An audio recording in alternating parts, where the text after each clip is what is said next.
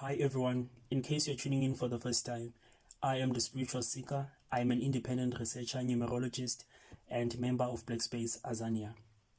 Black Space is a Black consciousness formation. You can follow us on Twitter or like our Facebook page for more information and updates.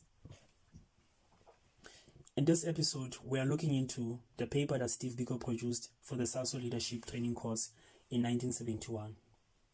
The paper defines not only what Black consciousness is as a philosophy and movement, but also makes provisions on who should be considered Black. Here is Biko in the first paragraph of the paper. We have in our policy manifesto defined Blacks as those who are by law or tradition, politically, economically, and socially discriminated against as a group in South African society, and identifying themselves as a unit in the struggle towards the realization of their aspirations. Biko goes on to say that being Black is more of a mental attitude than a matter of pigmentation, and that anyone who is prepared to fight against all systems of oppression that make them a non-human, an object of racial violence, then that person should be considered Black. The distinction is also made by Malcolm X when he distinguishes between the Black Revolution and the Negro Revolution, describing the Negro Revolution as a turn the other cheek revolution.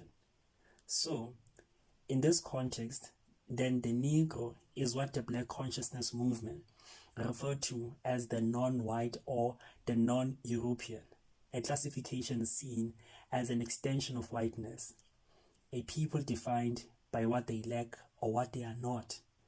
It is therefore these same non-whites and non-Europeans who are politically seen as people who yearn for whiteness, despite the color of their skins making it impossible. Biko believes that no one can be conscious and still willingly surrender their power to the enemy, seeking reform instead of overturning the structures and the systems of oppression altogether. In the previous episodes, we did discuss the Black consciousness movement's idea of integration, saying there could never be integration having not first dealt with the complexes of superiority and inferiority, because these also manifest themselves in how white people want to be on either side of oppression as the cause, and as the liberals who want to tell Black people how to respond to their oppression.